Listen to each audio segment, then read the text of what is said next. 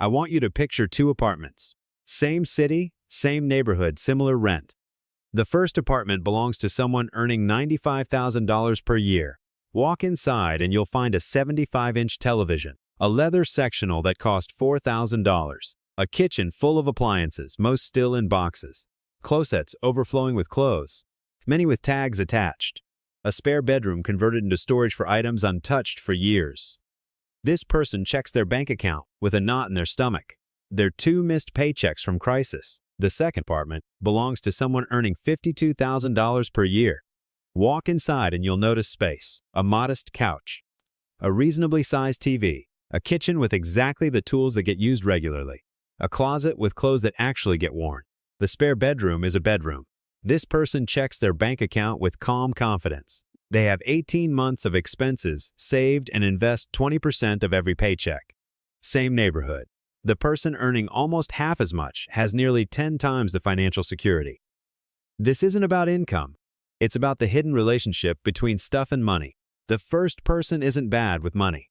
They don't gamble. They don't have expensive addictions. They just accumulated a lifestyle that requires every dollar they earn to maintain. The second person discovered that owning less doesn't mean living worse. It means living deliberately. Deliberate living creates financial margin that most high earners never experience.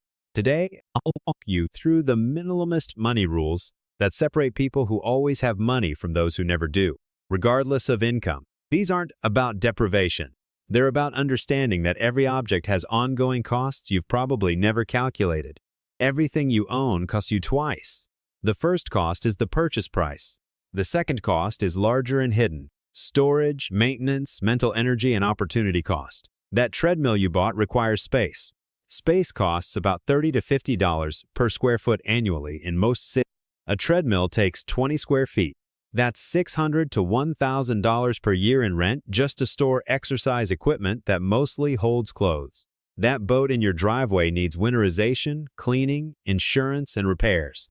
Annual maintenance runs about 10% of the boat's value. A $30,000 boat costs $3,000 per year to own, even if it never touches water. And mental energy? Every item you own takes a slice of your attention. Clutter raises cortisol and reduces focus. Your stuff is stressing you out without you knowing it. Opportunity cost is the silent killer. That $15,000 home gym could have been $15,000 in index funds growing to $50,000 over 15 years. You didn't just buy a gym, you bought a gym instead of future freedom. When you add these up, many possessions cost more to own than to buy. Minimalists understand this. They're not avoiding nice things. They've calculated the true cost and decided most things aren't worth it. Rule 1. Calculate cost per use before buying. Estimate how many times you'll use an item. Divide the price by that number. That's your real cost. A $200 jacket worn twice costs $100 per wear. A $400 jacket worn 200 times costs $2 per wear. The expensive jacket is cheaper. This kills impulse buys. A $300 kitchen gadget used twice a year costs $150 per use. Insane. A $30 tool used weekly costs 60 cents per use. A $2,000 mattress used nightly for 10 years costs about 55 cents per use. A $1,500 espresso machine used daily for 5 years costs less than $1 per use. The math cuts through marketing and emotion. Rule 2. Apply the replacement test. Walk through your home. For each item, ask, if this disappeared today, would I spend money to replace it? Would you buy another fondue set? That bread maker? Those clothes you haven't worn in 18 months? For most items, the answer is no. They exist through inertia, not intention. They cost you space, energy, and maintenance without benefit.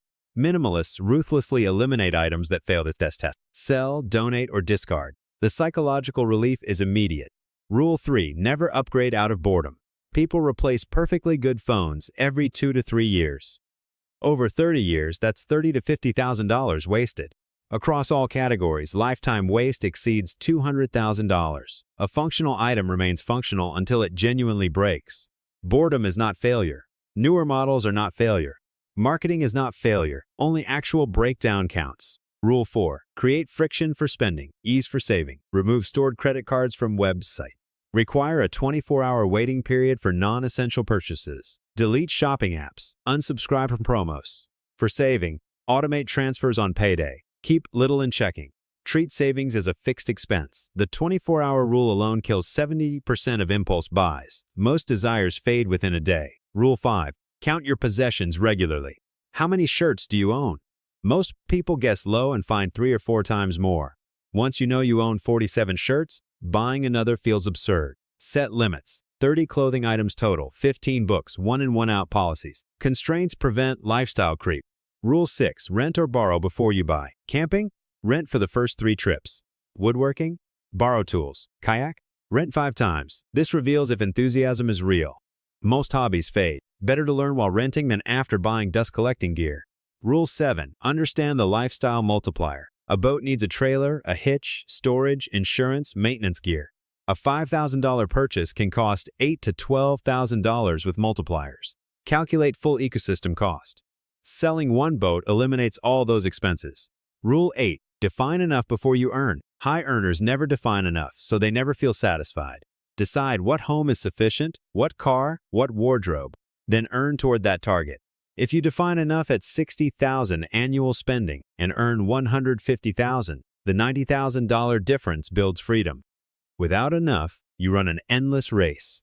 Rule 9. Measure wealth by optionality, not stuff. Can you leave a bad job? Take 6 months off? Start a business? Retire before 65? That's true wealth. The person earning $200,000 but spending $195,000 has no optionality. The person earning $80,000 but spending $45,000 has extraordinary freedom. Each purchase trades optionality for possession. Choose wisely. Rule 10. Practice cyclical decluttering, not annual purges. Remove 3 items per week. That's sustainable. Removing 300 once a year is overwhelming and fails.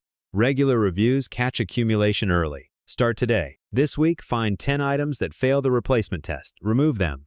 This month, use the 24-hour rule. Track how many impulses fade. This quarter, count your clothes, kitchen items, and media. Set maximums. Someone applying these rules for 5 years accumulates less and saves vastly more. The gap between lifestyle and income creates real wealth. Here's what nobody tells you. Owning less creates more money, and more money makes owning less feel natural. When your savings are strong, the urge to accumulate fades. You don't need stuff to feel successful. Your bank account tells you that story. This creates a virtuous cycle. Spend less, save more, feel secure. Need less, spend less. The opposite cycle destroys high earners. Spend everything, feel insecure. Spend more for relief, deeper insecurity. The choice is yours. That apartment with $52,000 income and 18 months of savings belongs to someone applying these rules. The $95,000 earner 2 paychecks from crisis never questioned that more stuff equals better life. Both lifestyles are available to you. Own your possessions. Don't let them own you. The math favors the first option. So does the peace of mind.